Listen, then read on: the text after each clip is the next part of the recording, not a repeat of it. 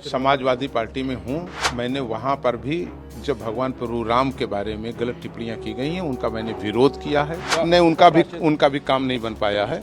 उन्होंने प्रयास किया था, काम नहीं बन पाया है। उनको आत्ममंथन करने की जरूरत है और दिमाग को एकाग्र करने की जरूरत है कि कहाँ खड़ा होना चाहिए और कहाँ क्या बोलना चाहिए। उनका भी काम नहीं बन पाया है। उनको आत्ममंथन करने की जरूरत है कि कहाँ खड़ा होना चाहिए और कहाँ क्या बोलना चाहिए।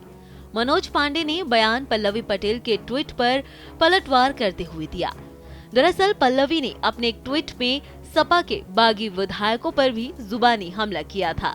उन्होंने लिखा था, जो लोग अपनी राजनीतिक जननी यानी दल से द्रोह को राम के नाम से छिपा रहे हैं, वो याद रखें कि आज तक किसी राम भक्त, किसी हिंदू ने अपने बच्चे का नाम विभीषण नहीं रखा।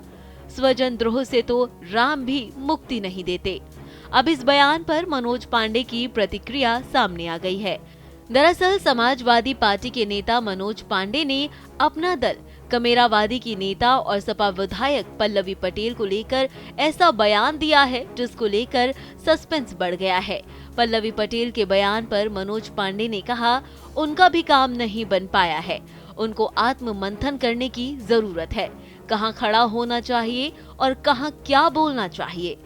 नहीं, उनका भी काम नहीं बन पाया है। उन्होंने प्रयास किया था, काम नहीं बन पाया है। तो वो उनकी किसी बात पर हमको कोई जवाब नहीं देना। उनको आत्ममंथन करने की जरूरत है और दिमाग को एकाग्र करने की जरूरत है कि कहाँ खड़ा होना चाहिए और कहाँ क्या बोलना चाहिए। बता दें, मनोज पांडे अयोध्या जा रहे हैं। इससे पहले उन्होंने सीएम योगी आदित्यनाथ से मुलाकात की। अयोध्या दौरे से पहले मनोज पांडे ने कहा कि प्रभु श्री राम के दर्शन का सौभाग्य आज हमें सहपरिवार मिल रहा है। भगवान राम के दर्शन से हमें अपने विधानसभा क्षेत्र, अपने जनपद और प्रदेश के तमाम लोग जो समाज के अंतिम पायदान पर खड़े हैं, उन्हें मुख्य धारा से जोड़ने की ताकत मिलेगी।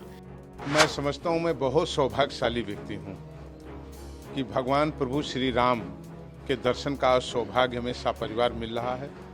मैं उनके चरणों में जाकर के इसके लिए उनका आभार प्रकट करूंगा, कोटि कोटि आभार प्रकट करूंगा।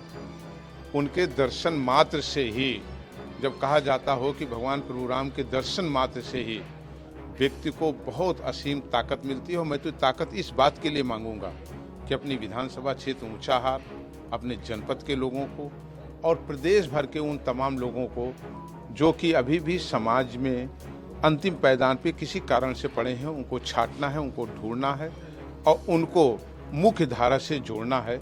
मैं ये जरूर उनसे भगवान से मांगूंगा। इतने हजारों वर्ष पूर्व लिखी रामचरितमानस पर लोगों ने टिप्पणी की, लेकिन मनोज पांडे जिंदा व्यक्ति हैं और मैं मानता हूं कि अगर व्यक्ति सही नहीं बोल पाता है तो वो मृत शरीर के बराबर है। मैंने वहां पर भी इसका विरोध किया है, लगातार किया है, इसका प्रतिरोध किया है और मैं बहुत हर्षित हूं। समाजवादी पार्टी में हूं और मैंने वहां पर भी जब भगवान प्रभु राम के बारे में गलत टिप्पणियां की गई हैं, उनका मैंने विरोध किया है।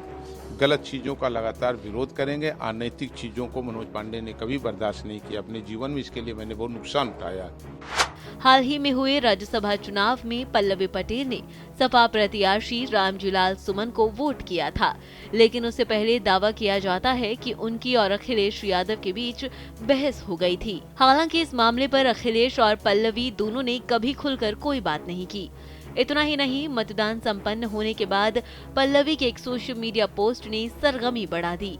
पल्लवी ने सीएम योगी का शुक्रिया अदा करते हुए कहा था कि निष्पक्ष तरीके से चुनाव संपन्न कराने के लिए उनका आभार।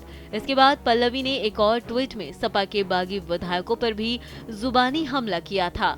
उन्होंने लिखा था, जो लोग अपनी राजनीतिक जननी यानी दल से द्रोह को राम के नाम से छिपा रहे हैं, वो याद रखें कि आज तक किसी राम भक्त, किसी हिंदू ने अपने बच्चे का नाम विभीषण नहीं रखा।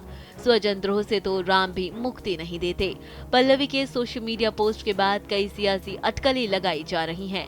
वहीं मनोज पांडे के बयान ने सस्पेंस और बढ़ा दिया है।